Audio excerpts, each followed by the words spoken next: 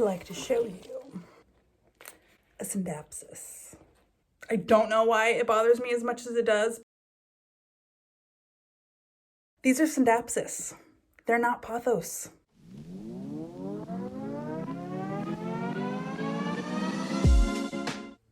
This is a pothos. This is a philodendron.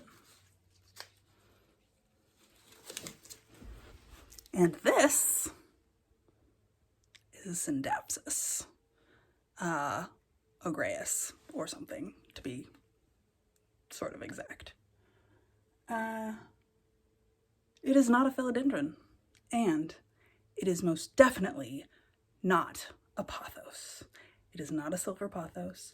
I know what your tag said. Your tag was wrong. The tag maker was lazy and didn't want to write the whole thing out. So, yeah, for some reason people think that when a plant vines and it does well indoors, it's obviously a pothos, which this is also a scindapsis. This is a moonlight treubii, whatever, I don't care.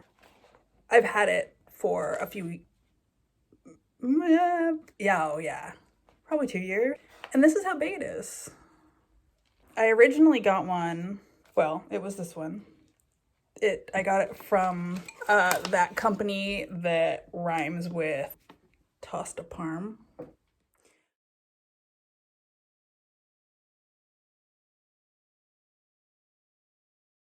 They generally do a pretty shitty job propagating. If you have ever bought a plant from them, you know what I mean, because half of your plant generally dies, and that is because they only propagate half of the plant well, so it's well rooted, and then they just throw unrooted cuttings in the rest of it to fill it in. Those don't always root. You know, it's totally a crapshoot, and with travel and everything, those probably aren't gonna root and they're gonna die. And so that's why you have half a plant if you buy things from tosta parm or whatever I'm calling it. I wish they would get better at that, because their plants are nice, they just die. So fuck that. And this one definitely died, like immediately. So I was down to maybe twice this, and I just couldn't get it happy. It's just been unhappy. Wouldn't fully uncurl. It was always a little bit curly. I think sometimes it was too much light. I think sometimes it was not nearly enough light. And right now it is under a plant light, and just happy as a clam, finally. About damn time. But it's finally, yeah, it's growing in, and it's really, really pretty, and I remember why I wanted it in the first place. This one is the silvery Anne, and some of it is not very silvery at the moment. It's thirsty. And I know it's thirsty because the leaves are getting curly. See? Curly. They're thirsty. So, water this guy. These can definitely be overwatered. Otherwise, I find them pretty easy. I have my, we're gonna say agryraeus, and quite low light, to be honest, and it is not doing terribly. But I wanted to get to the actual point. These are scindapsis. They're not pothos. They're scindapsis. So quit it with the silver pothos crap. They're not pothos, okay?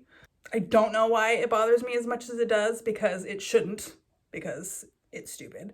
But it does, because it's lazy. And all it requires, half the time you see it on the goddamn tag in the nursery, and it says silver pothos, or it'll even say like scindapsis, silver pothos.